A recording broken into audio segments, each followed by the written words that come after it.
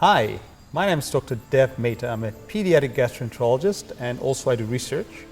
And I was lucky enough to be involved with a project that relates to development of children and how they behave because it affects them in many other ways. And my wife here is a specialist in that field. Hi, I'm Naina Mehta and I'm a pediatrician and I work with children with autism, ADHD and developmental disorders, including learning disabilities. And what's exciting about this study, I think, is that it seems to allow another option to treat some of these patients rather than pill popping.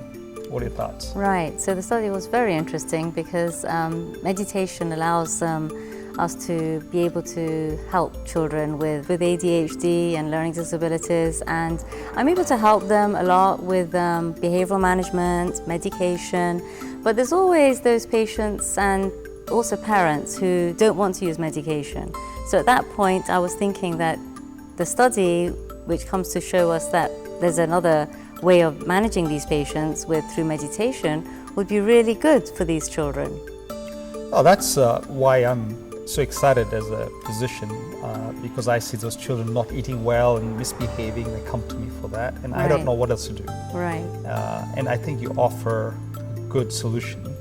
What did the study show? I mean, give me some idea of where it helped. So the Somnijis at Unut Pragaji, particularly at Florida International University, did this study on Preksha meditation, where she was testing out two forms of it. There are many forms of Preksha meditation. The two forms that she used were the humming sound and color meditation. And from the studies, we found that there were improvements in several areas, particularly those pertaining to ADHD, so with attention, focus, also with memory, short-term memory, and their overall attitude with happiness. And that's very impressive. However, the question comes, how long does this take? Like, how much time do they spend behind this? Is a current family going to commit to this kind of time? So they did the project, and within like 6 weeks, we were seeing improvement in these parameters that were being measured. And not only were those measured, we also did their lung function test, and that showed improvement. So there was a wide range of improvement seen in them. So what is this Preksha then? Let's discuss some more. Yeah, so Preksha meditation and Preksha Dhyan is a form of meditation practiced for centuries by Jain mendicants who have been doing this form of meditation. And we have some nuns here in Florida who have brought that to our center, and I've been exposed to that because we go there regularly. I was curious, this is an ancient tradition. Right. It already knew about the glands, the pineal gland, the hypothalamus in the brain. And it's interesting that when they focus and meditate on color, that's exactly where they focus. Right. Which is exactly the same organ you and I know affects ADHD. Sure. The control of your decision making is in the hypothalamus. Right. Well, guess what? They knew that this is where you can control your dopamine. Yes. And medications are working there. So we've got all this tie-in to tell us this is the way to go. And I think that's what's inspired us with this study. And I think that knowing some of that information as a scientist has really led me to be harmonious to my beliefs and my benefits of what I've done out of life and for my kids. Right. And at my stage, I am happy to work on a project that extends it to others who can help their kids, let alone themselves. So as I got thinking, with all my patients that I have, that I see with ADHD, learning disabilities, and all the problems that go with that, it would be a miracle if meditation could help with all the problems that they have. And these are things like these kids with ADHD have major problems with paying attention and focusing in class. I mean, the teachers are constantly shouting out, they're constantly being impulsive, they often go into bullying other children because they show aggression, and that's all as part of an lack of impulse control. Their children are failing in their grades from their learning disabilities.